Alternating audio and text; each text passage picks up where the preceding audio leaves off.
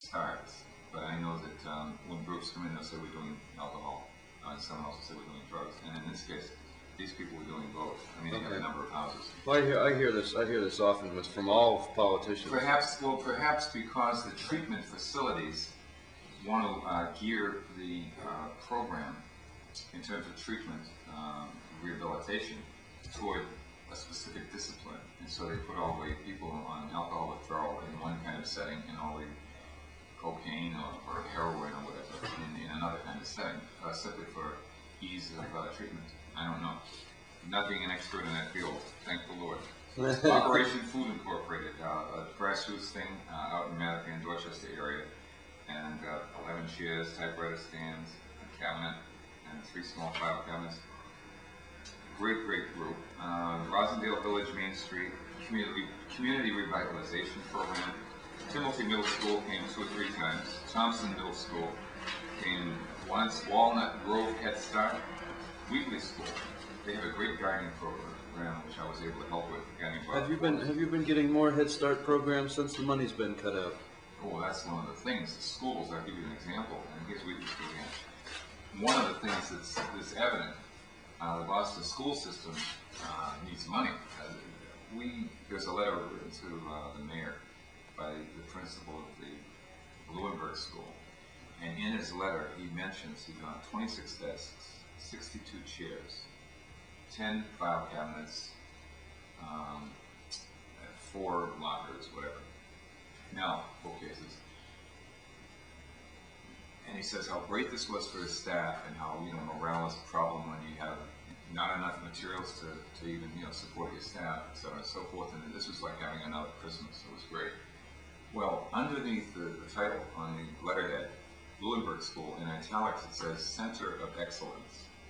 And I just thought how ironic it was that the Center of Excellence within the Boston school system needed 62 chairs, 26 desks, etc., and so forth. And that pointed out that funding, indeed, federal funding, for instance, the school lunch programs, and cut back, among other things. And so we're trying to fill the void by converting valuable resources that one group, one corporation, no longer finds attractive or useful into something that's of extreme necessity to someone that's doing public service. So essentially we're a broker. We're a middleman between the corporation that can get a tax write-off or just do some community good out of just the goodness of their hats, whether there's a tax write-off or not. The building we're in doesn't look terribly attractive at the moment. This was a bakery and employed hundreds of people, and a Stop and Shop company ran it for years. The fellow I work with here, he actually was a Stop and Shop employee, and he, in fact, ran the building, named Roy Bragman. Well, when this program was announced in 1986, in June of 1986, the storage space was on loan down in Charlestown on the 7th floor. 22 trailer loads of material were donated by the Bank of New England.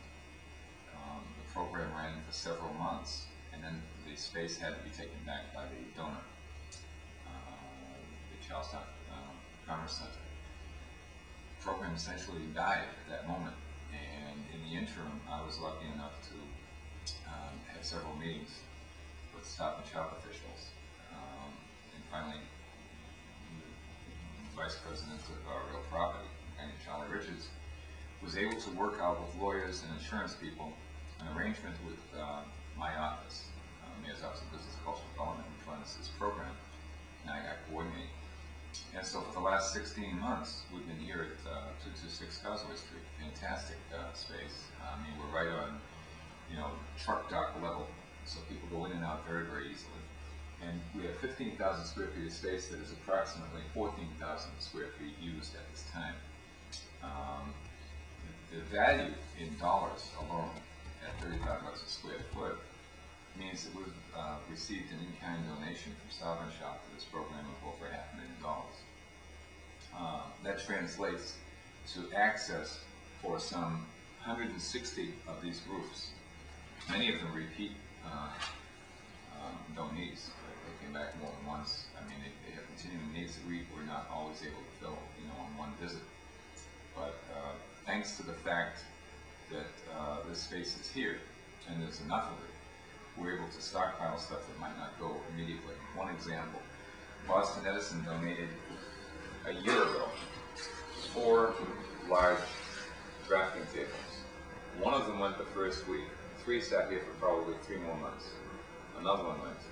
Another one went about 5 months after that, and then last week, the last one finally left.